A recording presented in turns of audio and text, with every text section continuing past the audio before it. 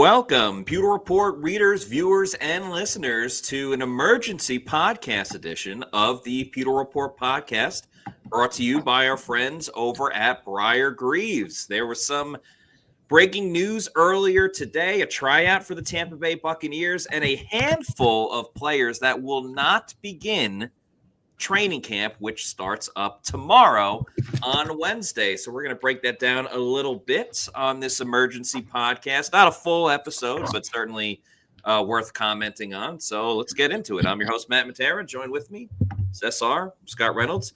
Scott, I feel like Tristan Wirfs and Chris Godwin starting out on the PUP list, not surprising. But some of these other names, especially on the non-football injury list, right, does come as a surprise. Yeah, it certainly does. And to me, the Desmond Watson was a bit of a surprise, right? Because this is a player that was fully active in the rookie minicamp, the OTAs, mandatory minicamp, and he was put on there with an illness. Yeah. And maybe it's just he's got a cold, right? Maybe it's a little bit of the flu. But for him, I guess, to be put on the designation, there's some reason for it. I don't know if it's anything weight related, right? For example, because he is dealing with obesity. I'm not sure about that.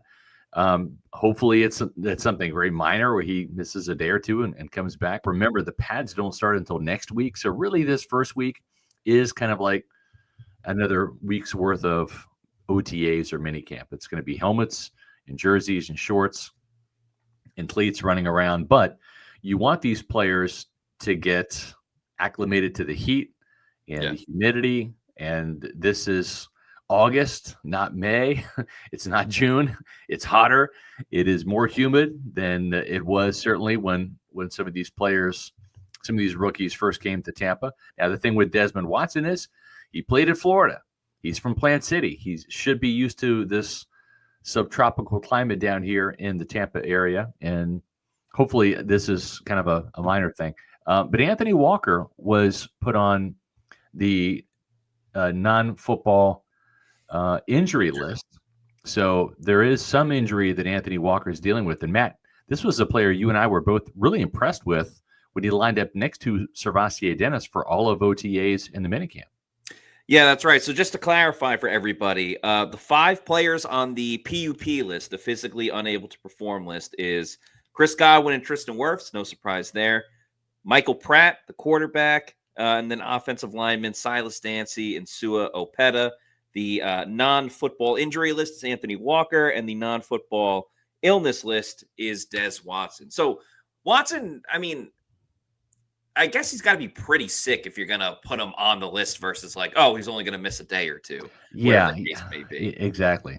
Yeah. Anthony Walker concerns me, though, because when it's a non-football injury, I mean, I'm not saying it's like JPP on the 4th of July or anything like that, but right. We're a day away from training camp. I'm curious as to what happened. I mean, last year, I'm not trying to speculate or anything like that. Last year, middle of the season, later in the season, Jordan Whitehead got into a car accident that ended the rest of his season with the Bucs and probably his tenure with the Bucs. I'm not saying it's a car accident. I don't know what it is. Maybe he was cooking dinner and cut his finger when he was cooking dinner, whatever the case may be. But the fact that he's going to start out not practicing with a non-football injury, I think that's concerning because we've talked about this inside linebacker room, how impressed we are with it. But can they, as a collective group of over 30-year-old players with a guy that is not 30, but arguably the most injury prone out of all of them, how can they get through an entire season? And it doesn't sound like any of these injuries are necessarily season ending, but not the start that you want from Anthony Walker, who I thought was, very impressive during OTAs and minicamp. I like what he had to say during his press conference, and we won't be seeing him tomorrow. No. And now let's put some caveats out there. The players that are on these lists, they can be active at any time. So they can be taken off the list and they can practice. Now, no one's expecting Tristan Wirfs to miss a week and then come back. This is something that it's going to probably cost him most of camp, and the best case scenario that he kind of beats the estimates and can actually return, in the latter part of August. I don't anticipate him playing in any of the preseason games by any means, but there have been some reports that he could go on the active PUP list, and I was actually incorrect in reporting this, and I talked to a source that I got it from today, and he made a mistake. It's 4 games for PUP. It's not 3. So I need to correct the record there. I need to unring the bell a little bit, because I said there was a rule change, but that's not the case, apparently. So it is 4 games. So what happened for Tristan Wirfs and maybe for Chris Godwin, we'll see. Still have plenty of time before the season starts. When the roster cutdowns happen, Tristan Wirfs and Chris Godwin have to be on the 53-man roster. They have to make the team on the final roster cutdown date. And they got to be on there for a day. At that point in time, otherwise you have to put them on injured reserve. They're out for the whole season. Yeah. But after one day, they can be placed on the PUP list and would miss 4 games if they're on that list. Or the team can carry them. The team can essentially be at 52 men and carry Tristan Wirfs on the roster and just not have him ready to play. And if that were to happen, it would mean that Tristan Wirfs would only miss maybe a game or 2, right, rather than 4 games. So there's that scenario. There's the scenario where they put him on PUP. He's out for 4 games. There's also a scenario, the best case scenario, which is after being on training camp PUP, he makes the roster. He's ready to go for week 1. So there's still some time for him to rehab and recover, and we'll see if he can join Chris Godwin in the hope that both of those guys can be ready for week 1. But it's still too early to tell just how much progress Tristan Wirfs can make in, say, the next 6 weeks. Yeah, I'd still be shocked if he ends up playing the first week of the season. Yeah. But hey, I mean, crazier things have totally happened.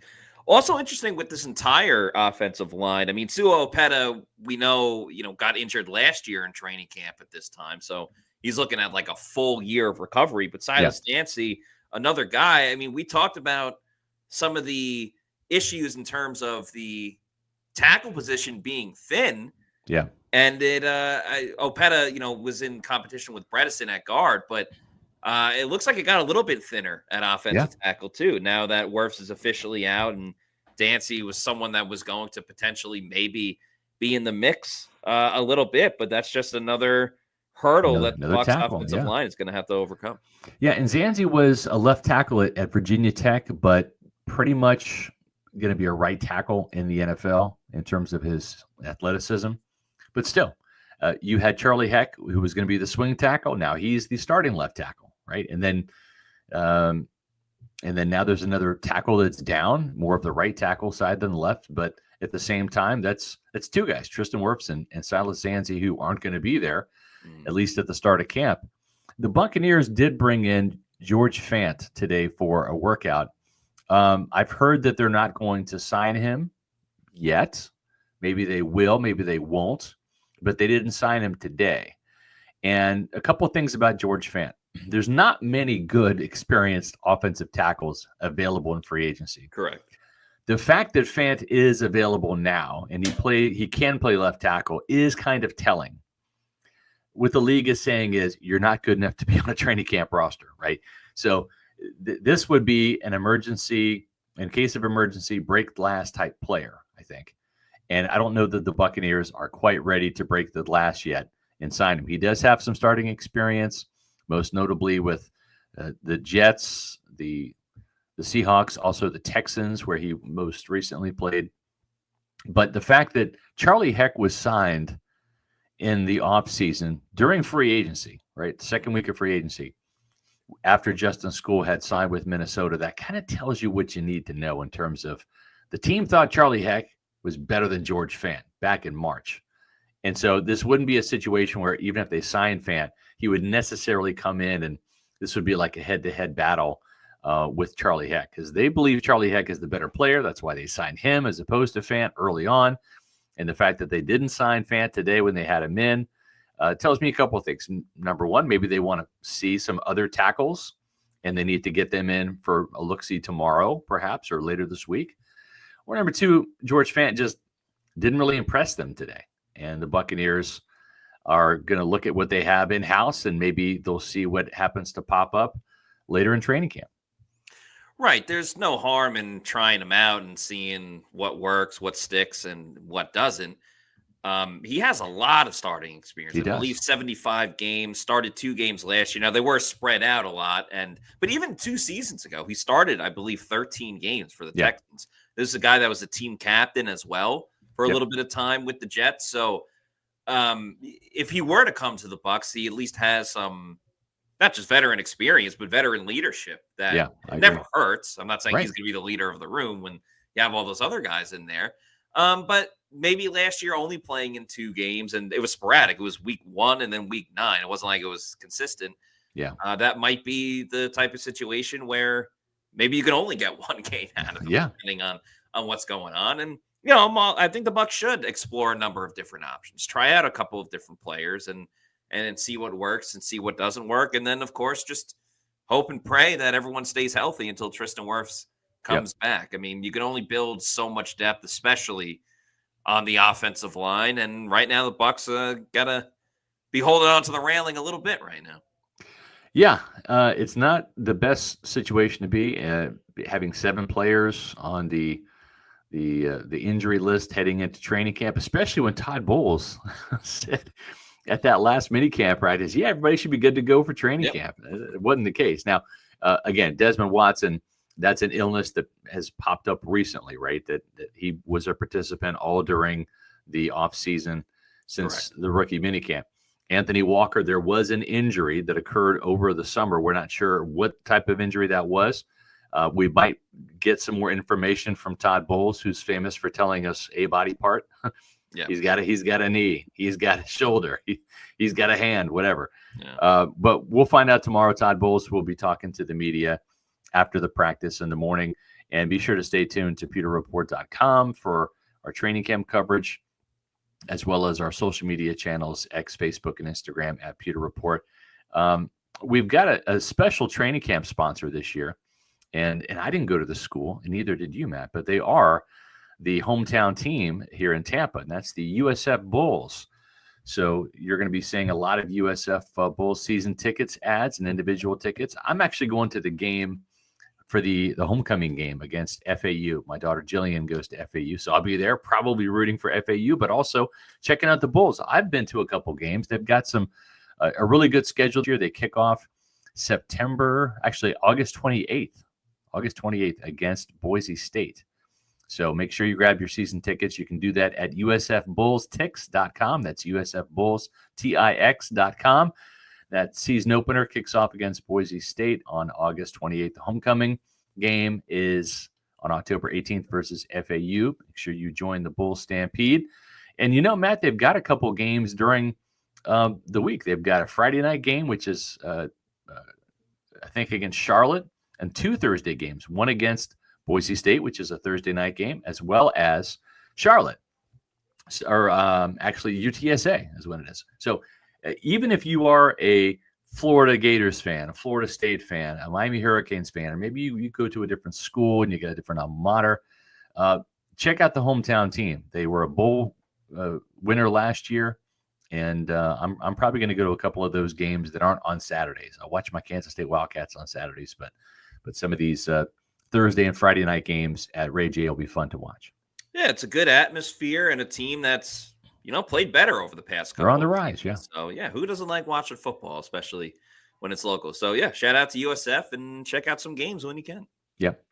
I guess one of the last things we'll talk about is Sua Opeta, right? This is a player, as you mentioned, Matt, was really in contention last year for that left guard job, signed from the Philadelphia Eagles. They really liked him as a run blocker. I think he was kind of neck and neck into training camp that first week with Ben Bredeson. Bredeson really took off and won that job and won himself a 3-year contract extension. But Sua Opeta got injured with that night practice. Almost it was indoors. A year from next week. So the Bucs will have a night practice next Tuesday, and hopefully this team can stay healthy. I'm also curious to see what is the matter with Michael Pratt, because he has not participated in OTAs or the mandatory minicamp, and for his injury, whatever it may be, to be lingering this long, it does not bode well for his opportunity to possibly challenge and unseat Kyle Trask for the number 2 quarterback position. Yeah, Pratt was what I thought we were going to talk about next, just because we know the situation with Opeta, like where he got hurt, when he got hurt, and what that recovery is like. But Michael Pratt, it's kind of a mystery, right? Because he did not participate at all in the offseason program in terms of like mini camp when we were out there and OTAs and all of that stuff. And remember, this is a guy that the Bucs wanted to draft. The Packers took him, but the Packers did not keep him on their team. That's why he was available for Tampa Bay once the season got going on. So it's unfortunate. You know, he's a friend of the program. He's been on the show before, but you got to be available if you want to be able to make this team. Now, maybe because there's not too many quarterbacks on the roster right now that they still say, hey, screw it, we'll stash him on the practice squad. But I mean, goodbye to that competition with Kyle Trask for QB2, because that ain't happening.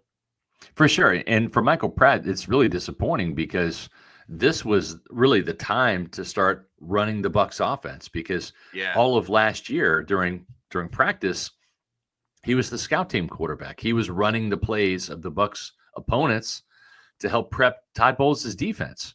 So he was really looking forward this offseason. He talked about it on the Pewter Report podcast back before the minicamp even started, or back before the OTs even started, about getting in there, finally operating this offense and getting into the Josh Grizzard system. And it hasn't happened yet for him outside of the classroom, because he has not been an on-field participant and won't start camp on the field. He'll be on the sidelines again. So really unfortunate for Michael Pratt. We'll try to get an answer from Todd Bowles about when some of these players might return to action. Again, if you're just joining us, all of these players can be active or activated from the PUP list at any time. And the same thing with Anthony Walker as well as Desmond Watson. They can be activated off of their injury designations and illness designations and join the team at any time. All of them count towards the roster. So you've got 7 players out of the 91. Keep in mind that Lorenz Metz gives them one more extra body because of the fact he's an international player, so you get that exemption. So out of 91 players, they're without 7 to start training camp, and all 7 count against the roster. So they're going to be a little thin, especially at offensive tackle, Matt, as you mentioned, with Silas Zanzi and Tristan Wirfs out. A lot of reps for the rest of the group, and you know they're not wearing pads just yet, so got to get down those fundamentals. That's what we'll see the first couple of days. And you know, for a player like John Bullock and Nick Jackson, the 2 rookie inside linebackers, and even for Antonio Greer as well, they're going to get some more reps, right, without Anthony Walker in the lineup, and that bodes well for them. It's the next man up, and certainly if you're a rookie, if you're an undrafted free agent, you need every single rep you can to impress the coaches, and that's kind of the positive byproduct of all of this. If you're a player like John Bullock, is those reps that Anthony Walker was going to get. Well, Deion Jones will get those, and the reps that Deion Jones was going to get, well, maybe John Bullock gets those reps. So it does kind of help the players down towards the bottom of the totem pole in terms of getting more reps when these players are out.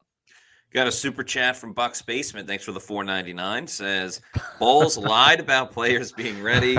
Hope he didn't lie about his eureka moment, because the defense is going to have to wear the cape early. Funny comment for sure. I don't think Todd Bowles really lied about anyone. I think he thought a lot of these guys were going to be available. Again, we don't know when like Anthony Walker Jr. got hurt.